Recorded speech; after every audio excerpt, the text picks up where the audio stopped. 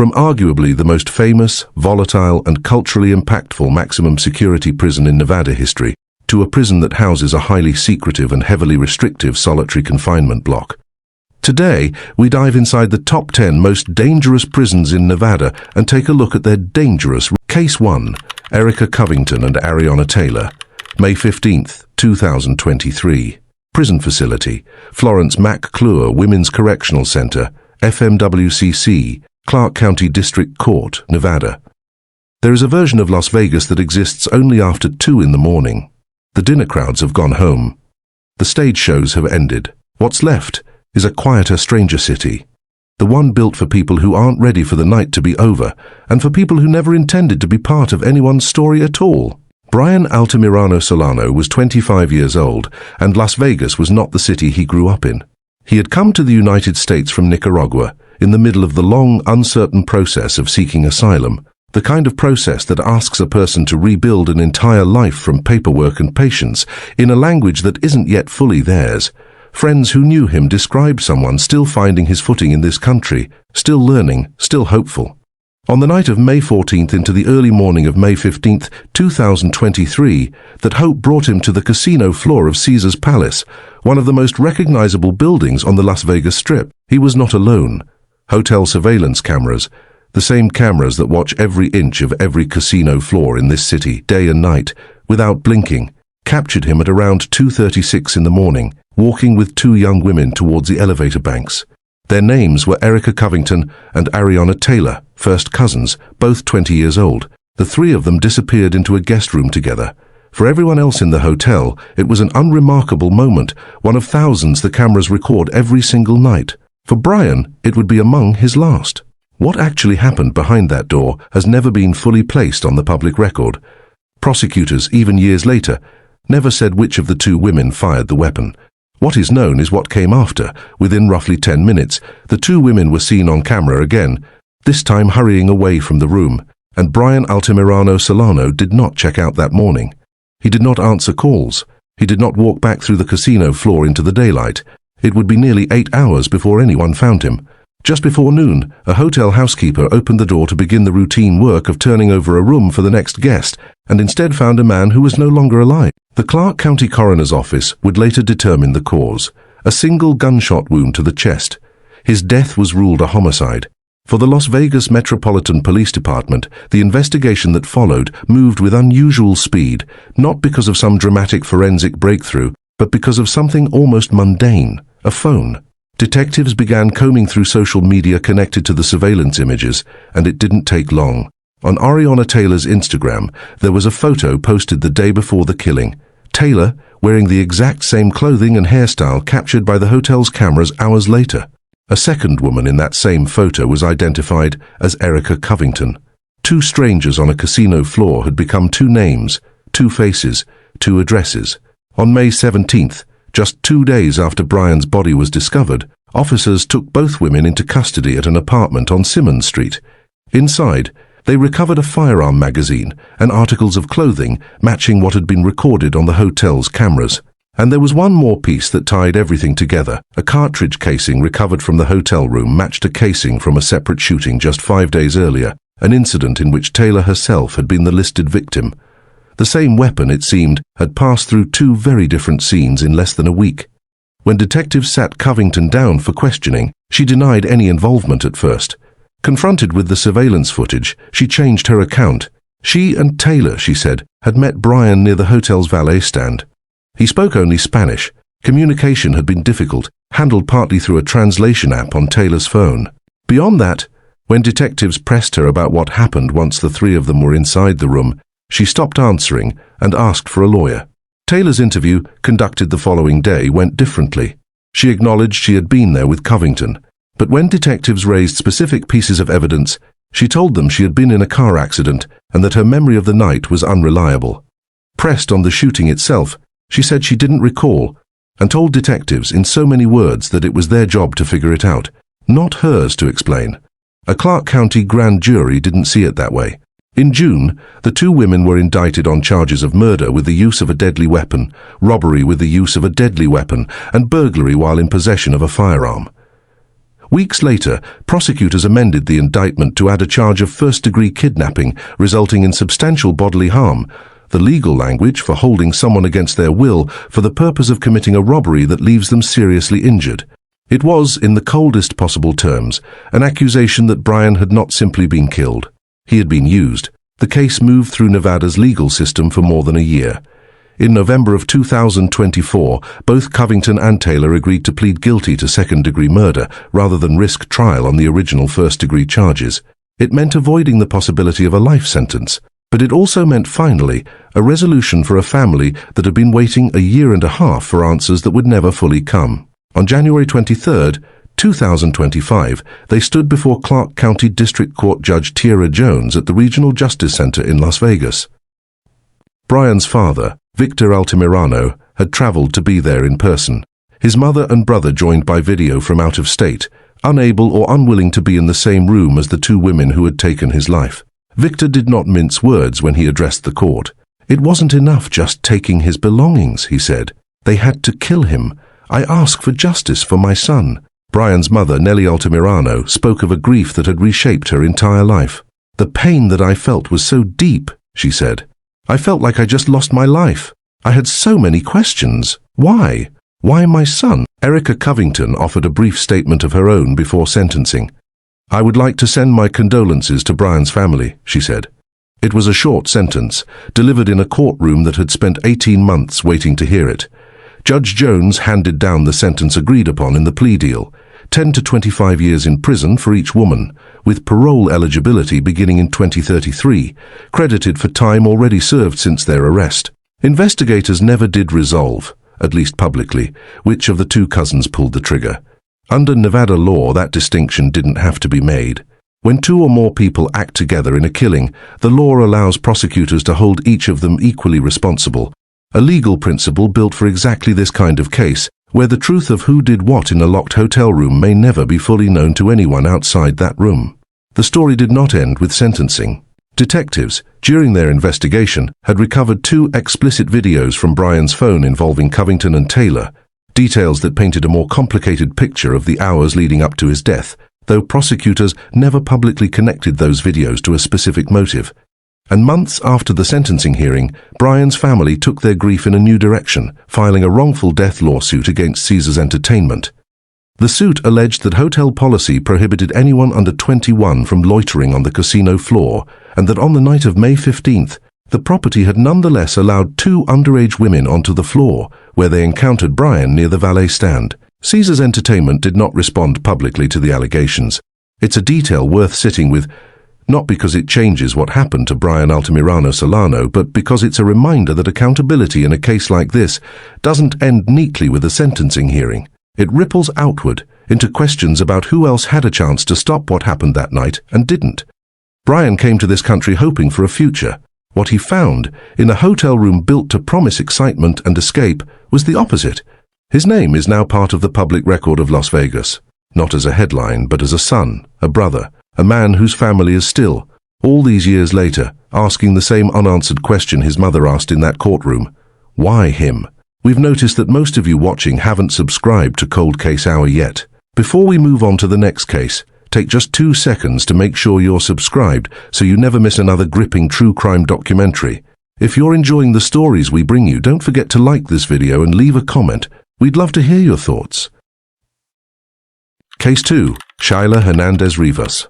February 19, 2023. Prison Facility, Florence McClure Women's Correctional Center, FMWCC, Washoe County District Court, Nevada. Some neighborhoods carry their history quietly. Stead sits on the northern edge of Reno, a working residential community that most outsiders have never had a reason to visit. It is not the Reno of casinos and neon. It is the Reno of school buses and cul-de-sacs and front yards, the kind of place where on an ordinary afternoon nobody expects to lose a child. Chloe Edwards and Shaila Hernandez Rivas were both 14 years old, both students at North Valleys High School. They knew each other from middle school, the way kids in the same neighborhood often do, not close friends but not strangers either. What set the events of February 19, 2023 in motion has been described in the most basic terms as a comment made at a party. From there, it became something uglier and more familiar to anyone who has watched conflict move through a teenager's phone, a slow burn of messages back and forth, tension sharpening with every exchange, until what started as an insult became, on Instagram, a formal challenge to fight. They agreed to meet in person, outside Hernandez-Rivas's home on the 700 block of Soft Winds Drive. Chloe's older sister Alexis drove her there. It's a detail that has haunted the family in the years since. Alexis has said publicly that she wishes she had looked at her sister's phone that day, wishes she had understood what was actually being planned before she got behind the wheel.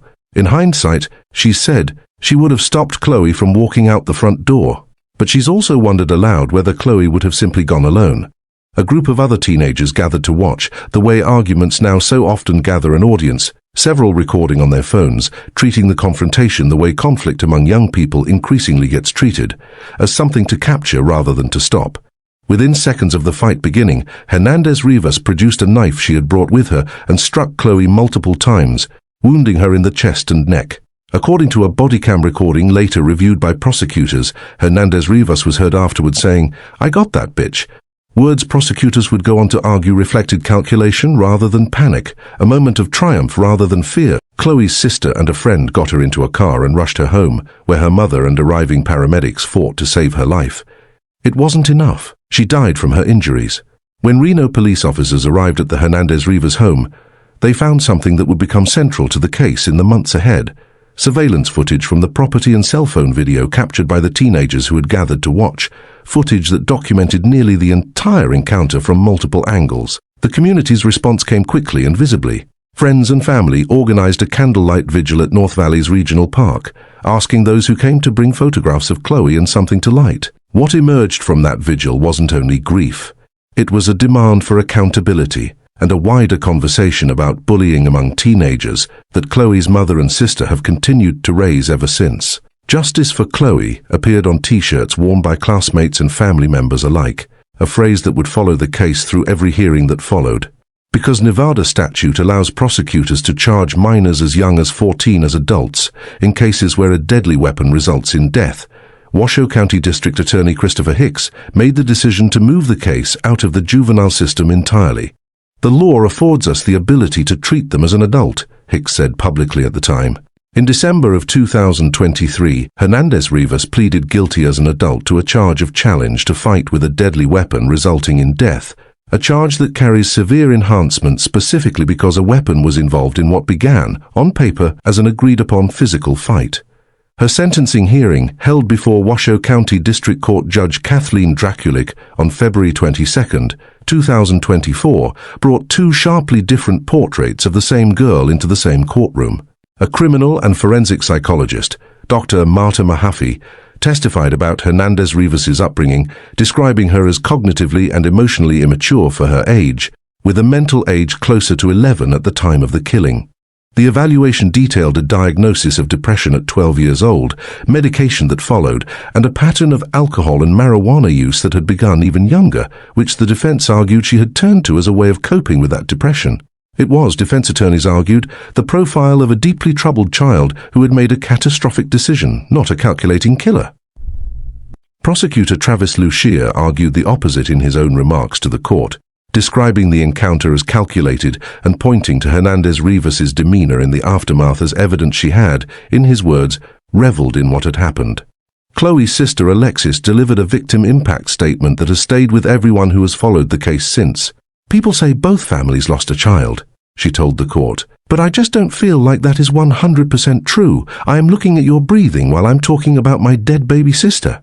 It was, in one sentence, the entire imbalance of the courtroom. One family with a daughter still alive to serve her sentence, and one family without. Hernandez-Rivas addressed the court herself, quietly, her long hair covering much of her face as she spoke without turning to look at anyone behind her. "I ask for your forgiveness," she said, "and I understand if you can't." Her mother, Erica Rivas, also testified on her daughter's behalf, telling the court that Chloe, not Shyla, had been the one doing the bullying, and that evidence supporting that account, she believed, had not been fully considered. Judge Draculic was not swayed toward leniency. The defense had requested consideration for a reduced sentence given Hernandez-Rivas's age and psychological evaluation. The judge declined, handing down the maximum available sentence, 50 years in prison, with parole eligibility only after 20 years have been served. Because of her age at the time of the offense, Nevada law barred prosecutors from pursuing either the death penalty or a sentence of life without parole. Hernandez Rivas will be 34 years old at the earliest before she has any chance of release. What makes this case difficult to look away from isn't just the violence of a single afternoon, it's how ordinary the lead-up to it was. Two classmates, a disagreement that started by all accounts over something small, a challenge issued over social media the way teenagers issue challenges every day, treated as a normal escalation right up until the moment it wasn't. Chloe Edwards' death has become, for the families and educators instead, a painful entry point into a much larger conversation about how quickly conflict among young people can move, accelerated by phones, amplified by an audience, and in this case ended by a weapon that turned a fistfight into a funeral. Families who are concerned about bullying, escalating conflict between young people, or a child's safety can find guidance through school counseling resources and organizations such as the National Bullying Prevention Center, which offers support for parents, students, and educators trying to recognize warning signs before a situation turns dangerous. Chloe's story is a difficult reminder of what can happen when those warning signs go unseen, and a call to take them seriously the next time they appear. We've noticed that most of you watching haven't subscribed to Cold Case Hour yet. Before we move on to the next case, take just 2 seconds to make sure you're subscribed so you never miss another gripping true crime documentary. If you're enjoying the stories we bring you, don't forget to like this video and leave a comment. We'd love to hear your thoughts. Case 3. Kelsey Turner. March 7th, 2019. Prison Facility, Florence McClure Women's Correctional Center, FMWCC, Clark County District Court, Nevada. Every year, thousands of cars disappear into the desert outside Las Vegas, driven out past the edge of the city lights, left on unpaved roads that lead nowhere in particular, and eventually found again by someone who never expected to find anything at all. On March 7th, 2019, a passerby traveling along a remote stretch of Route 147 near the Lake Mead National Recreation Area noticed a blue Mercedes-Benz sitting abandoned off the road. What drew his attention wasn't the car itself. It was the smell. Inside, police found latex gloves. They found blood. And in the trunk, wrapped in bedding, they found the body of 71-year-old Dr. Thomas Burchard, a respected child psychiatrist from Salinas, California, a man his longtime partner would later describe as someone who never missed work without warning his patients first. That detail mattered because it was exactly what had told Judy Earp something was wrong days earlier. Dr. Burchard had traveled to Las Vegas and simply never came home. He never got off his return flight. He never called to explain why. Earp knew her partner well enough to know that whatever had happened, it wasn't something he had chosen. The car, and the man everyone would come to know as Bad Barbie online, belonged to Kelsey Turner, a 29-year-old former model who had appeared in Playboy Italia and Maxim, and who had spent nearly 2 years in what prosecutors would describe as a deeply transactional relationship with Dr. Burchard. It was not a secret relationship, and it was not a hidden arrangement. For years, Burchard had paid the rent on homes Turner shared first with her mother in Salinas, and later with her boyfriend John Kennison and their roommate Diana Pena in Las Vegas. Judy Earp said publicly that Burchard had spent upward of $300,000 supporting Turner's lifestyle over the course of their relationship. Homes, vehicles, daily expenses, all funded by a man who friends said had grown increasingly torn about the arrangement. By March of 2019, that arrangement was ending. Burchard had traveled to Las Vegas with the intention of telling Turner directly that the financial support was over. What happened next? Prosecutors laid out through the testimony of Diana Pena, who ultimately cooperated with investigators. Pena described an argument erupting inside the Las Vegas home after Turner reportedly discovered messages on Burchard's phone, messages between her mother and the doctor, discussing the possibility of Turner losing custody of her children. Pena told investigators she saw Kennison raise a baseball bat, though she said she didn't witness it make contact. She ran downstairs, she said, telling them to stop, and instead found Turner already telling her simply, "He's dead." According to Pena, Kennison was still holding a gun that had blood on it. One Turner told her had also been used against Burchard. Pena said she helped clean the scene afterward, believing at the time there was no other option, a decision she would later tell investigators she deeply regretted. "If I could go back and change how I handled the situation," she said, "I would. Peña eventually pleaded guilty to a single charge of accessory to a killing and was sentenced to probation in exchange for her full account of what she witnessed. The medical examiner determined Dr. Burchard died from severe traumatic head injuries caused by a violent physical attack. Turner, Kennison and Peña then spent hours attempting to clean the home before wrapping his body and placing it in the trunk of Turner's Mercedes, which was ultimately abandoned in the desert near Lake Mead, where it would sit undiscovered for days until the smell finally drew a stranger's attention. Turner was arrested first, tracked down and taken into custody in Stockton, California in late March of 2019.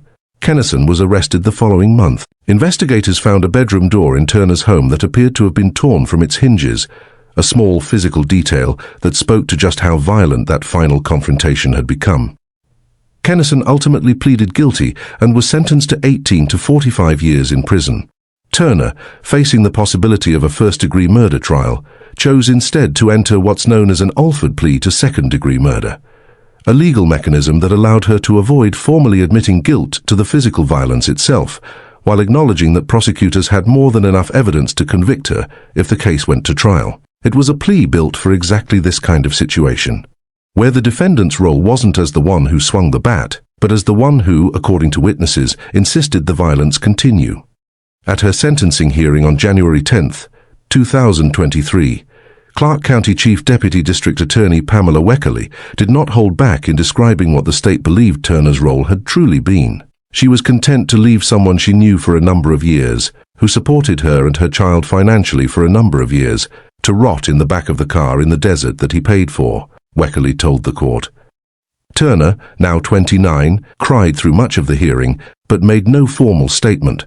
The court sentenced her to 10 to 20 to 5 years in prison, guaranteeing her eligibility for parole after a decade served. It was, in the eyes of many who had followed the case, a resolution that felt smaller than the scale of what had happened. A well-known public figure, a respected doctor who had spent decades caring for children, and a relationship built on financial dependency that ended in the desert outside the city where it began.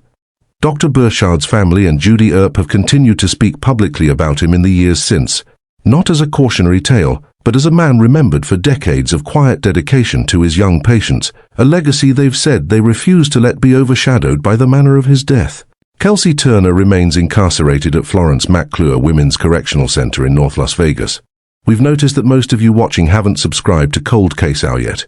Before we move on to the next case, take just 2 seconds to make sure you're subscribed so you never miss another gripping true crime documentary. If you're enjoying the stories we bring you, don't forget to like this video and leave a comment.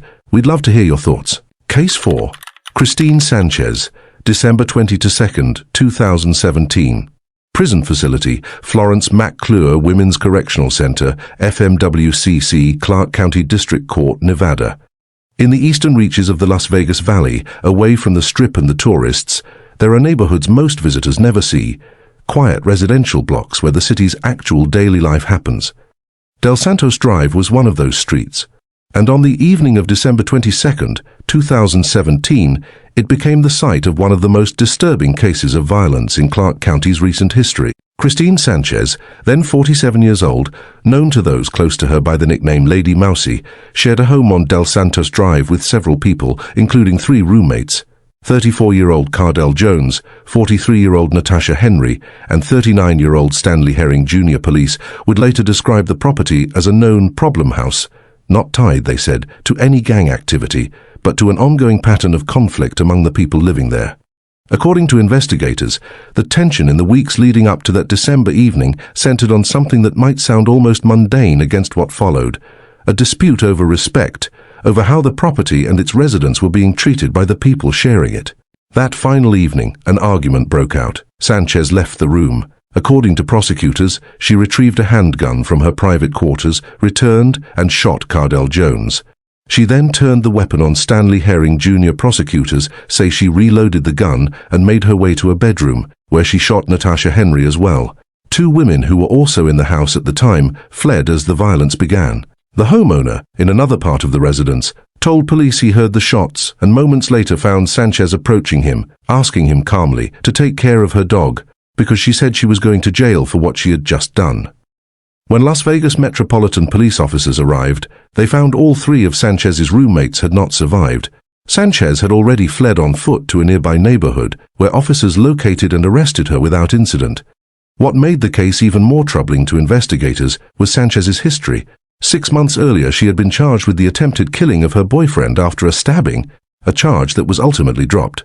And in 2014, she had been charged in connection with the death of a woman named Bonnie Marie Rice, found in a North Las Vegas apartment.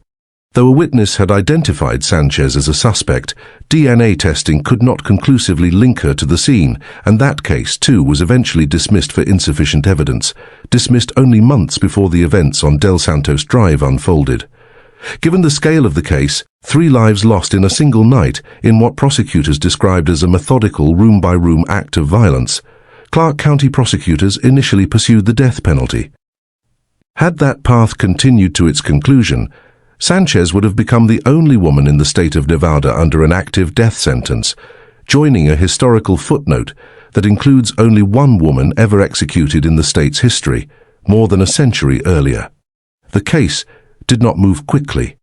Years of pre-trial motions, competency questions, and psychological evaluation followed, a process that stretched on for the better part of a decade.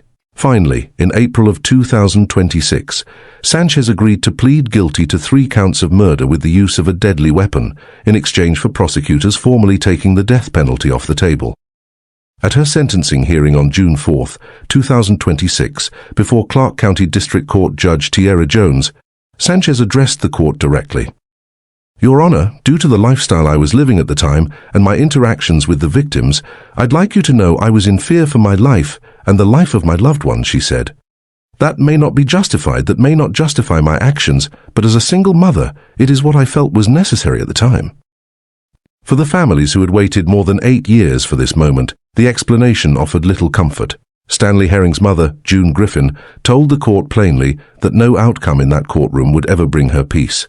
"No matter how much money is spent, no matter what is said or what is done," she said, "it's not going to give me closure. It's not going to bring my son back." Judge Jones sentenced Sanchez to 25 to 70 years in prison, with credit for more than 8 years already served awaiting trial. Chief Deputy District Attorney Mark DiGiacomo said afterward that the sentence was structured with one clear intention. "I believe that this sentence ensures that Ms. Sanchez will die in the Nevada Department of Corrections," he said.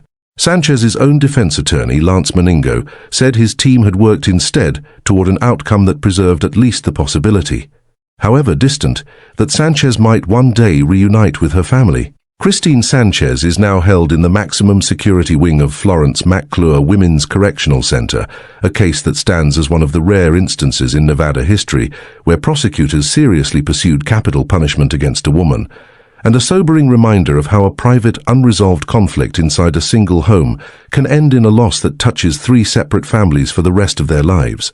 We've noticed that most of you watching haven't subscribed to Cold Case Hour yet. Before we move on to the next case, take just 2 seconds to make sure you're subscribed so you never miss another gripping true crime documentary. If you're enjoying the stories we bring you, don't forget to like this video and leave a comment. We'd love to hear your thoughts. Case 5. Brookie Lee West, February 2001. Prison Facility, Florence McClure Women's Correctional Center, FMWCC, Clark County District Court, Nevada. There is a particular kind of dread that comes from a smell you can't place. Something wrong just beneath the surface of an ordinary day. That's how this case began. Not with a phone call to police, but with a facility manager doing rent collection on a Tuesday. By February of 2001, a storage unit at the Canyon Gate Mini Storage Facility on West Sahara Avenue in Las Vegas had gone unpaid long enough that management prepared to open it and auction off whatever was inside. Standard procedure for any abandoned unit. What they found instead of furniture and boxes was a sealed plastic garbage can, wrapped tightly enough that whoever packed it clearly never intended for it to be opened again. Inside was the heavily decomposed body of a woman who had been missing, though never formally reported missing, for nearly 3 years. Her name was Christine Smith. She was 64 years old, and the person who had rented that unit, made every payment on time, and had not reported her missing was her own daughter, Brookie Lee West. To understand how a mother could disappear for 3 years without anyone raising an alarm, you have to understand the story West had been telling everyone around her since 1998. When neighbors and acquaintances in Christine's apartment building started asking questions about where she'd gone, West had a ready answer. Her mother, she said, had suddenly decided to move out of state and go live with her brother, Travis. It was a plausible enough story on its surface. Christine had struggled with alcoholism for years, and a sudden decision to start over somewhere new wasn't out of character enough to raise immediate suspicion. But there was a problem with the story, and it was one investigators eventually caught up to. Travis Smith had vanished himself years earlier, under his own suspicious circumstances back in 1993, and was widely presumed dead.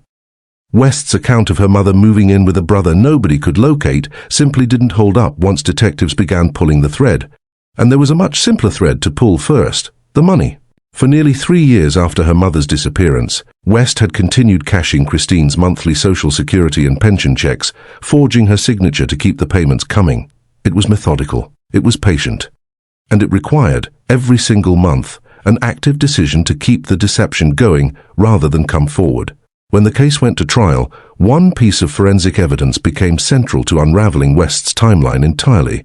Forensic entomologists, scientists who study the insects that colonize human remains after death, testified about the presence of what are known as coffin flies inside the sealed container. Unlike the flies typically found on a body left out in the open, coffin flies are specially adapted to breed inside, enclosed, buried or sealed spaces. Their presence, and the stage of their life cycle at the time the barrel was opened, allowed entomologists to establish that Christine's body had been placed inside that container at, or extremely close to the time of her death, pinpointing it back to February of 1998, exactly when West had claimed her mother simply moved away. The insects had, in effect, kept a clock running inside that barrel for 3 years, one that contradicted West's story down to the month. The deeper investigators dug into West's history, the more disturbing a pattern seemed to emerge. Her husband, Howard Simon St. John, had died of gunshot wounds in 1994, in circumstances investigators found troubling enough to look into, though no charges were ever filed, due to a lack of surviving physical evidence years later. Her brother Travis's 1993 disappearance remained similarly unresolved. Neither case was ever formally connected to West in court. But taken together with what had been found in that storage unit, they left investigators, and later the public, with the uneasy sense that Christine Smith's death may not have been an isolated event in Brookie Lee West's life. In July of 2001, a Clark County jury convicted West of first-degree murder. She was sentenced to life in prison without the possibility of parole and transferred to Florence McClure Women's Correctional Center in North Las Vegas, where, notably, her case would not end quietly. In July of 2012, more than a decade into her sentence, West attempted one of the most elaborate escapes in the facility's history. She had somehow obtained a set of civilian clothing and constructed a makeshift ladder from prison bedsheets, wiring, and materials taken from broom handles. During a morning movement period, she attempted to blend in with a group and scale the perimeter fence. Guards intercepted her only feet from freedom. The attempt earned her reclassification as an extreme escape risk, and she has remained under the facility's highest security protocols ever since. Brookie Lee West's case has since become one of the most examined true crime stories to come out of Nevada, the subject of books, documentary series, and continued fascination, in part because of how long the deception held, and in part because of the unsettling question it leaves behind. How many people believed the story of a mother who simply moved away for 3 long years while the truth sat sealed in a storage unit less than a mile from where she'd lived? We've noticed that most of you watching haven't subscribed to Cold Case Hour yet. Before we move on to the next case, take just 2 seconds to make sure you're subscribed so you never miss another gripping true crime documentary. If you're enjoying the stories we bring you, don't forget to like this video and leave a comment. We'd love to hear your thoughts. Case 6. Crystal Stevens, July 2018 Prison Facility, Florence McClure Women's Correctional Center, FMWCC. Clark County District Court, Nevada. Some cases are difficult to tell, not because the facts are unclear, but because of exactly what they cost a family that is still living with the loss. This is one of those cases, and we're going to tell it with care rather than detail, focusing on what the courts found and what accountability ultimately looked like, rather than the specifics of the harm itself. In the summer of 2018, a mother in Las Vegas, working to leave a dangerous domestic situation and staying temporarily at a shelter, made an arrangement that countless parents in crisis have made before her. She asked someone she believed she could trust to care for her 4-year-old son for a short time while she got back on her feet. That son, Brandon Steckler Jr., known to his family as Tuku, was non-verbal and autistic. The woman she trusted with his care was Crystal Stevens. What was meant to be a temporary arrangement became something else entirely. According to court records, Stevens cut off contact with Brandon's mother and refused to return him. Weeks later, in late July, police and paramedics responded to a call at Stevens's apartment on East Silverado Ranch Boulevard. Brandon was taken to the hospital, where he died the following day. A subsequent examination found that he had suffered serious, sustained injuries over an extended period, injuries so extensive that the medical review took far longer than a standard case. Described by prosecutors at the time as one of the most severe child abuse cases they had encountered in Clark County's history. Stevens was indicted by a grand jury on 27 separate counts, including first-degree murder, kidnapping and multiple charges related to child abuse and endangerment. Records also show that Child Protective Services had prior contact with both Brandon's family and Stevens herself in the years before his death, contact that had not resulted in intervention. It's a detail that families and child welfare advocates have pointed to since as a difficult but important part of understanding how a tragedy like this can happen, even when a system exists specifically to prevent it. Facing what would have been a capital murder trial, Stevens entered a plea agreement in February of 2025, pleading guilty to first-degree murder, first-degree kidnapping resulting in substantial bodily harm, and child abuse. In exchange, prosecutors agreed not to seek the death penalty, and Stevens agreed to a sentence of life in prison without the possibility of parole. At her sentencing hearing on May 7, 2025, before Clark County District Court Judge Michelle Levitt, prosecutor Chris Hamner told the court plainly, "This might be the worst child homicide I've ever had." Brandon's grandmother, Cynthia Mosley, spoke of a loss that has reshaped her family permanently. The hole his absence has left behind is as immeasurable as the love he gave so freely, she said. That was stolen from us in the most heartbreaking and inhumane way. Brandon's father, Brandon Steckler Sr., chose to remember his son not by what was taken from him, but by who he was. He brought more than joy in this world, he told the court. He was joy. He added that he intends to keep telling his son's story for as long as he lives. Stevens addressed the family directly before her sentence was read. "I'm terribly sorry for my horrific actions," she said, crying. "I assure you, I take full responsibility for the loss of someone so precious to you." Judge Levitt sentenced her to life in prison without the possibility of parole. She is now held at Florence McClure Women's Correctional Center under close supervision, a standard practice for cases involving harm to children. Brandon Steckler Jr. was 4 years old. His family has continued to speak about him publicly, not to relive what happened to him, but to keep his memory, his laugh, his nickname, the joy his father described, at the center of his story rather than the tragedy that ended it. For families or caregivers concerned about a child's safety, or anyone who suspects a child may be at risk, the Child Help National Child Abuse Hotline is available 24 hours a day to provide guidance and connect families with local resources. We've noticed that most of you watching haven't subscribed to Cold Case Hour yet. Before we move on to the next case, take just 2 seconds to make sure you're subscribed so you never miss another gripping true crime documentary. If you're enjoying the stories we bring you, don't forget to like this video and leave a comment. We'd love to hear your thoughts. Case 7. Jamie Hine, April 8, 2002. Prison Facility, Florence McClure Women's Correctional Center, FMWCC, Clark County District Court, Nevada. Some cases take years to reach a courtroom, not because the truth is hard to find, but because the truth turns out to be more complicated than anyone initially wants to admit. Jamie Hine's case is one of those, a story that took 5 years to go to trial, and even longer to fully understand. On the evening of April 8, 2002, 21-year-old Jamie Hine was at a Las Vegas home where her aunt Rebecca Garrison lived with her boyfriend, 36-year-old Timothy Herman. By every account that would later come out in court, it was not a peaceful household. Herman had a documented history of drug use and had been arrested more than once on domestic violence charges connected to his relationship with Garrison. The environment inside that home, prosecutors and defense attorneys would both eventually agree, was troubled and volatile. What happened that night has 2 very different versions, and the truth likely sits somewhere between them. Hine's defense would later argue she acted to protect her aunt from a man capable of serious violence, a man her own attorney would describe in court, drawing on Herman's documented past as someone with a history that included assault allegations and prior domestic violence arrests. Prosecutors argued something else entirely, that Hein, along with two teenage acquaintances, 16-year-olds Christopher Divich and Sean Hazelhurst, confronted Herman that night with intent, and that the confrontation went far beyond a single act of self-defense. According to the prosecution's account, presented through Chief Deputy District Attorney Mark DiGiacomo, the group struck Herman with a metal pole, threw bricks, and Hein delivered a fatal stab wound with a knife. Herman died from his injuries at the scene. The two teenage boys were arrested relatively quickly. Both eventually pleaded guilty to voluntary manslaughter with a deadly weapon and were sentenced to 4 to 10 years in prison. Hein, however, was not immediately taken into custody. For reasons that were never fully explained publicly, she continued living in the community for years while the Clark County District Attorney's Office reviewed the case and conflicting accounts of what had happened that night. It wasn't until 2007, 5 years after Herman's death, that she was formally brought to trial. That trial became a battle over Timothy Herman's character as much as it was about the events of that night.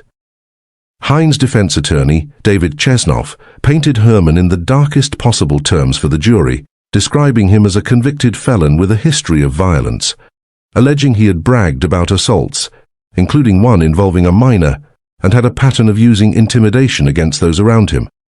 "You are allowed to consider his propensity for violence," Chesnoff told jurors. DiGiacomo, for the prosecution, didn't dispute Herman's troubled history, but argued it didn't change what the evidence showed, that Herman was backing away when the fatal blow was struck, undercutting any claim that Hein's actions were a necessary act of defense in the moment. "You will hear that Miss Hein did not have a single injury to her," DiGiacomo told the jury, a detail he used to argue this had not been a desperate act of self-protection, but something closer to an execution. The jury ultimately rejected a full self-defense claim and convicted Hein of second-degree murder. In May of 2007, she was sentenced to 10 to 25 years in prison and sent to Florence McClure Women's Correctional Center, becoming parole eligible in 2017. What followed became one of the more unusual chapters in Nevada's prison system, a story less about the crime itself and more about what happens when a person serving a sentence develops a condition the state is legally obligated to treat. Not long after arriving in prison, Hein was diagnosed with hereditary angioedema, a rare and life-threatening genetic disorder that causes sudden, severe swelling in the airways, limbs, and internal organs. Swelling that left untreated can be fatal. Keeping her alive required regular, highly specialized infusions, treatment that grew more expensive every year the state provided it. By the mid-2010s, Nevada taxpayers were spending well over $400,000 annually to keep Hein's condition managed behind bars. That cost became the center of a years-long fight over her possible release. Hein's attorney, Christina Wildeveld, argued repeatedly before the Nevada Pardons Board that compassionate release made both moral and financial sense, pointing to Hein's clean disciplinary record in prison and the mounting cost to the state. There was, in the years that followed, an unexpected development. Kathy Herman, Timothy Herman's own mother, wrote a letter expressing forgiveness and support for Hein's eventual release, and the two women reportedly developed an ongoing relationship despite everything that had happened between their families. But that forgiveness was not shared by everyone connected to the case. Herman's daughter, Christine, traveled to hearings to argue against Hein's release, telling the board her father's death had been a planned killing and that 9 years, then more, was not enough. Then Governor Brian Sandoval expressed concern that granting clemency on medical cost grounds could set a precedent, opening the door to similar claims from other incarcerated people with expensive conditions. The board denied Hein's pardon request multiple times over the following years, even as the cost of her care continued to climb, reportedly reaching over $500,000 in a single fiscal year at one point. Jamie Hein's case has remained a point of ongoing debate in Nevada, not just about what happened on a single night in 2002, but about the harder question of what a state owes, medically and morally, to the people it keeps behind bars, regardless of what brought them there. We've noticed that most of you watching haven't subscribed to Cold Case Hour yet. Before we move on to the next case, take just 2 seconds to make sure you're subscribed so you never miss another gripping true crime documentary. If you're enjoying the stories we bring you, don't forget to like this video and leave a comment. We'd love to hear your thoughts. Case 8, Michelle Payette, December 1st, 2010. Prison Facility, Florence McClure Women's Correctional Center, FMWCC, Clark County District Court, Nevada. There's a particular cruelty to a crime planned around a routine. The small, predictable rhythms of someone's ordinary morning turned into the exact information needed to end their life. That is, in the most literal sense, what happened to 28-year-old Staff Sergeant Nathan Pate on the morning of December 1st, 2010. Nathan and Michelle Pate had known each other since high school in Tamuning, Guam.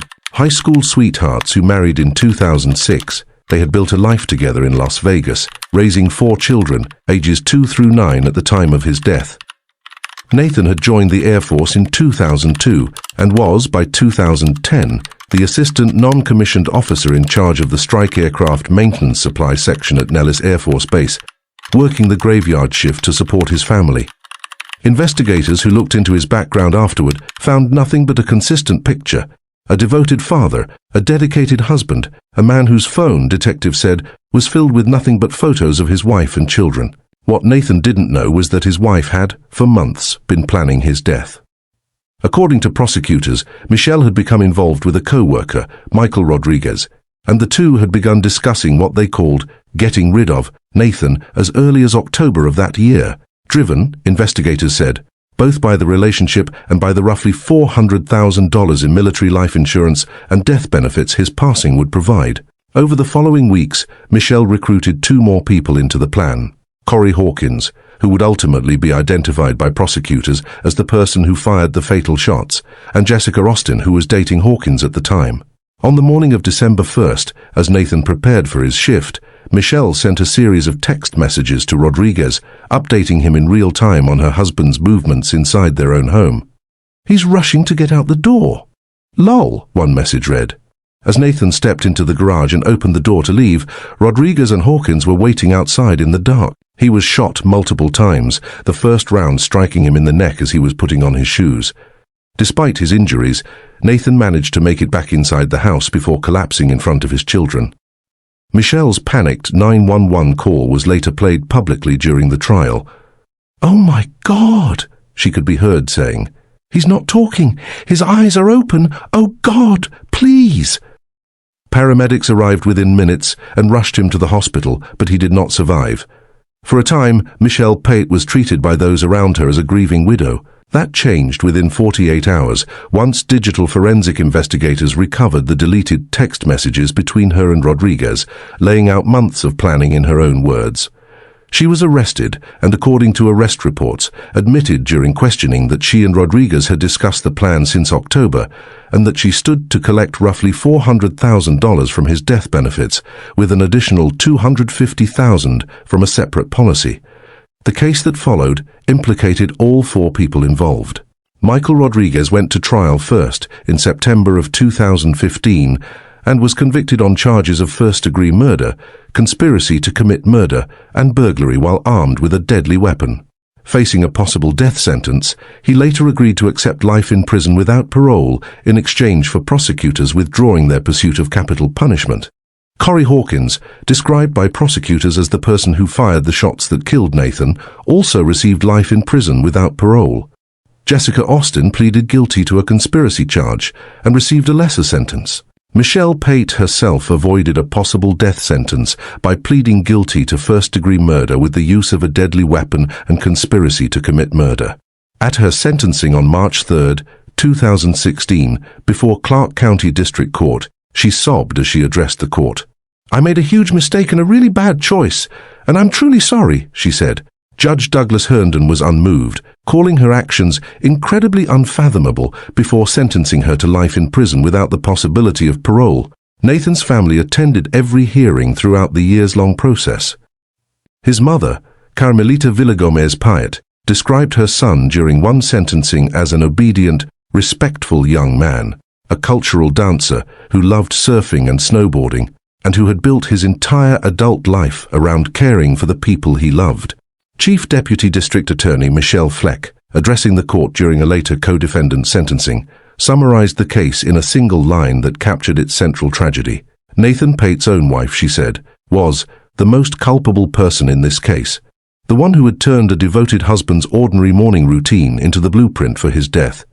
Michelle Pate remains incarcerated at Florence McClure Women's Correctional Center, serving a sentence that will keep her there for the remainder of her life, a case that continues to be remembered less for its violence than for the particular betrayal at its center. A marriage, a family, and a plan hidden in plain sight inside the walls of their own home. We've noticed that most of you watching haven't subscribed to Cold Case Hour yet.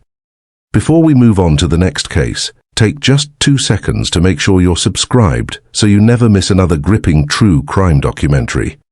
If you're enjoying the stories we bring you, don't forget to like this video and leave a comment. We'd love to hear your thoughts.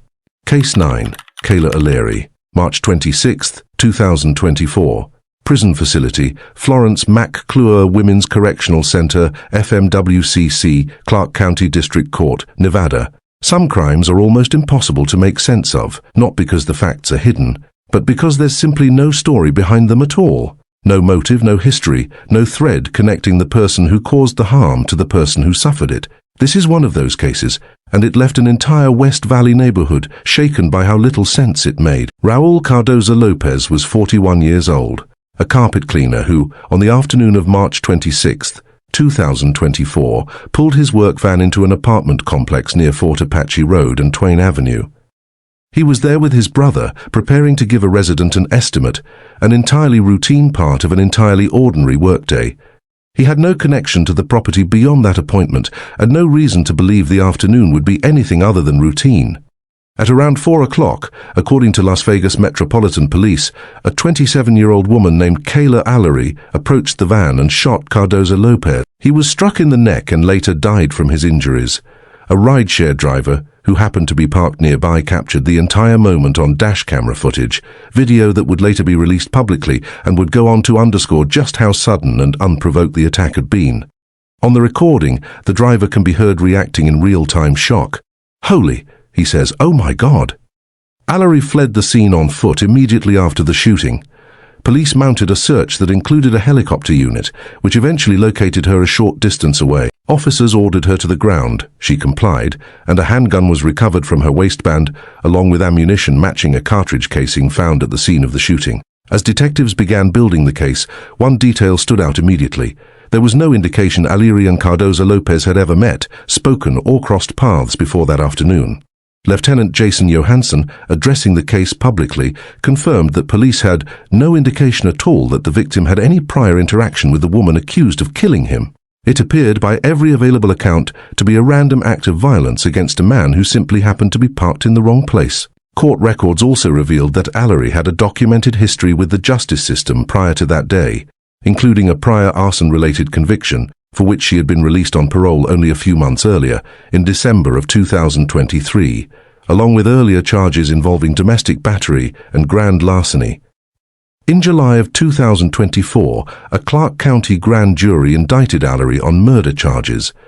As the case moved forward, questions about her mental state became central to the proceedings, and she was ultimately found competent to stand trial following evaluation. In the months that followed, her defense presented a difficult and painful history to the court as part of her mitigation case, including that she had reportedly been sexually assaulted at 13 years old and later trafficked, circumstances, her attorney argued, spoke to a life shaped by significant trauma, even as they acknowledged it did nothing to lessen the grief of Cardoza Lopez's family. O'Leary ultimately entered a plea of guilty but mentally ill to second-degree murder with the use of a deadly weapon, a specific legal standing under Nevada law that allows a defendant to be held criminally responsible for their actions while requiring the state to provide psychiatric treatment throughout their incarceration, rather than being found not guilty by reason of insanity, an outcome Nevada law does not generally permit outright.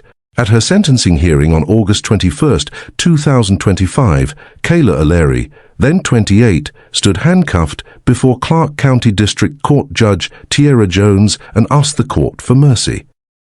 "I don't want to be locked away for life," she told the judge, expressing a desire to attend recovery meetings and rebuild her life.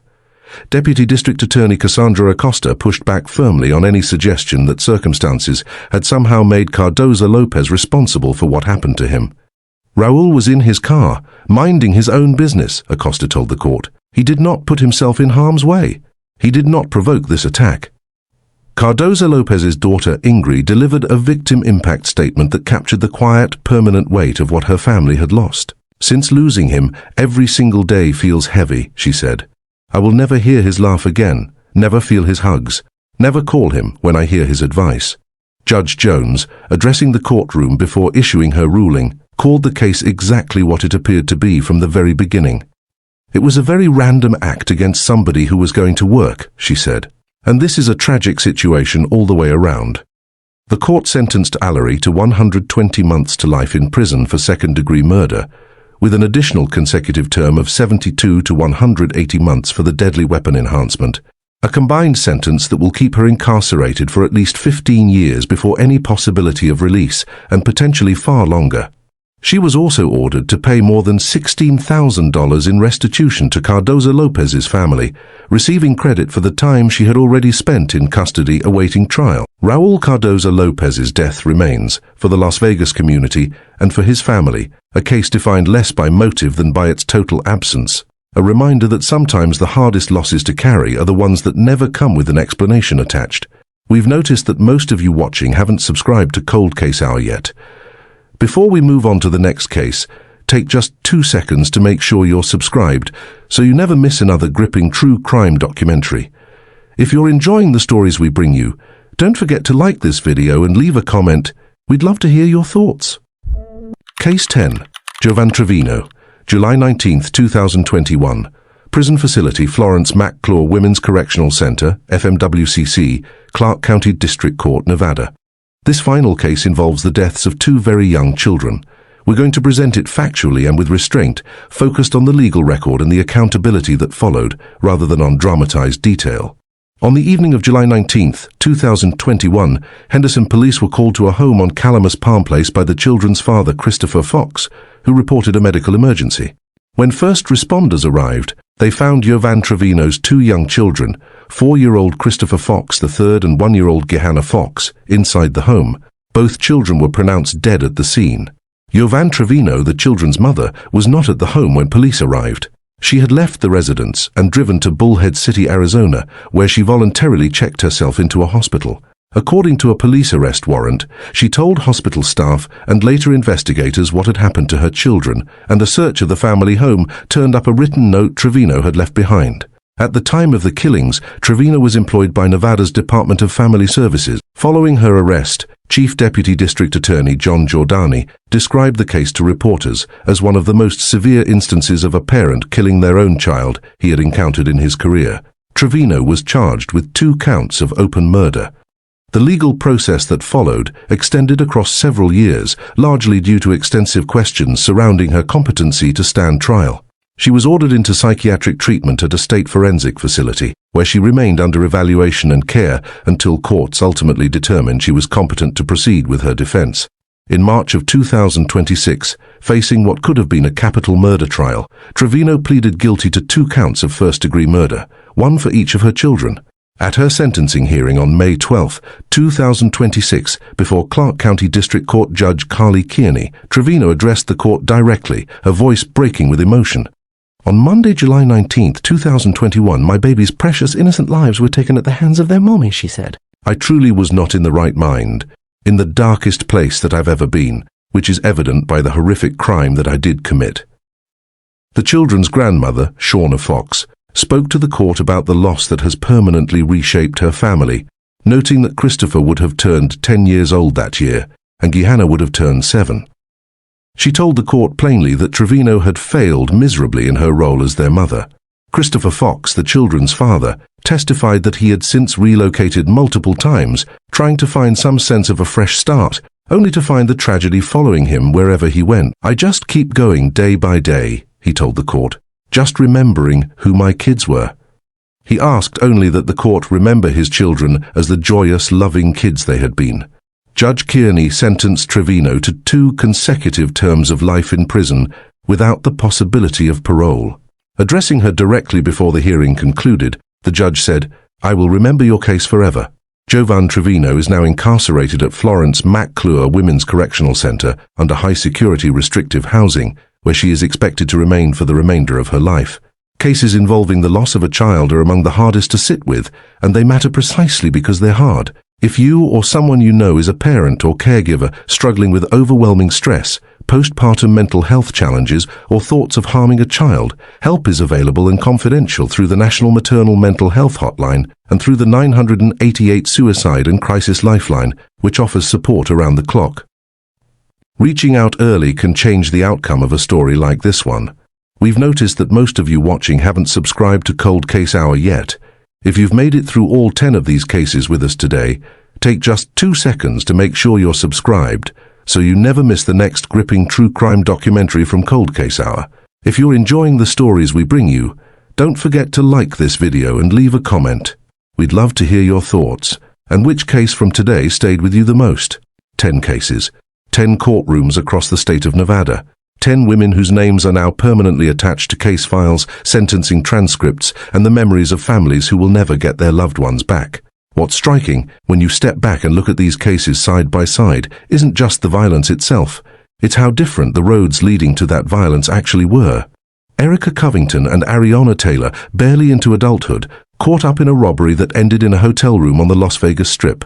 Shayla Hernandez-Rivas, only 14 years old, carrying a knife into a fight that should never have happened between 2 classmates. Kelsey Turner, a public figure whose transactional relationship with an older man ended in the desert outside the city that made her famous. Christine Sanchez, whose long history of unresolved violence finally caught up with 3 people who simply wanted to feel respected in their own home. Brookie Lee West, who spent 3 years cashing checks in her missing mother's name before a storage unit finally gave up its secret. Crystal Stevens and Jovan Trevino, 2 cases that remind us the most devastating harm often comes from the people closest to a child. A caregiver, a parent, rather than a stranger. Jamie Hine, whose case became less about the night of the killing and more about what a state owes the people it incarcerates when their bodies begin to fail them. Michelle Part, who turned her own husband's morning routine into a weapon against him. And Kayla Allery, whose case had no explanation at all. Just a random afternoon that ended a man's life for no reason anyone has ever been able to identify.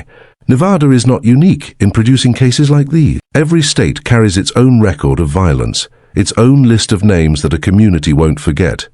But what these 10 cases share is something worth sitting with. Nearly every one of them ends not with the crime itself, but with a courtroom. A judge, a prosecutor, a grieving family standing at a podium, trying to put into words a loss that words were never really built to hold. Victor Altamirano asking why his son. Alexis Edwards telling her sister's killer she wanted peace, not revenge. Cynthia Mosley describing a grief with no bottom. Shauna Fox reminding a judge how old her grandchildren would have turned this year if they'd been allowed to. That's the part of true crime storytelling that matters most, and it's the part we try to center here at Cold Case Hour. Not the violence for its own sake, but the accountability that followed it, and the people left to carry what remains. Every one of these cases ended eventually with a sentence. Some ended with life without parole. Some left open decades from now, the narrow possibility of release. None of them ended with the people who were lost coming back. That imbalance is in many ways the entire point of telling these stories at all. Not for shock, but so the record of what happened and who it happened to doesn't quietly disappear. If any part of what you heard today resonated with you, whether it's concern about bullying among young people, questions about domestic violence, or worry about a child's safety, we've mentioned resources throughout this video, and we'd encourage you to reach out to them, or to a trusted person in your own life, if you or someone you know needs support. These stories are hard to tell precisely because they're real, and the best thing we can do with them is make sure something useful comes out on the other side. That brings us to the end of today's 10 cases. If you've stayed with us this long, thank you, genuinely. Investigating and putting together documentaries like this one takes real time and real care, and the fact that you watched all the way through means more than you probably realize. If you haven't already, take a moment right now to hit that subscribe button so you don't miss the next case we bring you here at Cold Case Hour. Drop a comment and let us know which of today's 10 cases affected you the most, or if there's a Nevada case you think we should cover next. We read every single one. And if this video held your attention the way we hoped it would, do us a favor and hit like before you go. It genuinely helps this channel keep telling these stories the right way. We'll see you in the next one.